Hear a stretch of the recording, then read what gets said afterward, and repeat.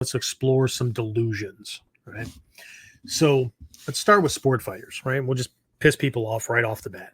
Okay. So here's something that I don't I don't know that people think about. Okay. When it comes to training that way, right? To be there's nothing wrong with training to be strong and fast and agile and all that kind of stuff, right? But what is one given for sport fighters?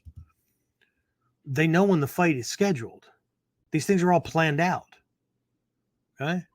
Months at least in advance, right? So they get months to prep for this fight.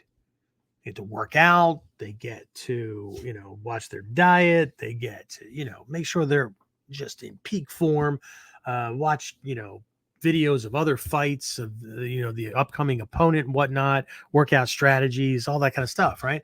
But what happens if they get injured before fight time? Fight gets rescheduled. Okay.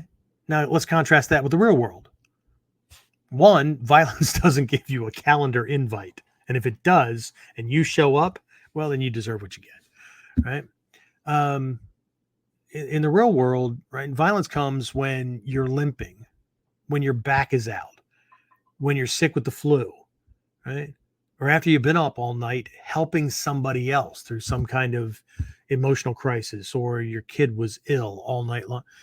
There were nights in my earlier days where I was up all night long or all day with a sick kid or a sick wife or whatever, right? Or, relationship strain or whatever, right?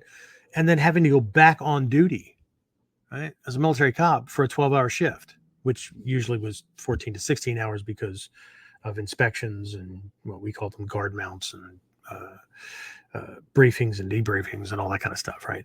So, but just little to no sleep and still having to go out there and deal with people that, who knows, could have rolled out of bed that morning thinking about what bad shit they were going to do. Okay. And that's just the reality of things, right? And to think and train like that, like that's the reality. A lot of people, a lot of students, a lot of teachers train and practice as though they've got all the time in the world before the bad guy is going to show up. I mean, just admit that it's a hobby.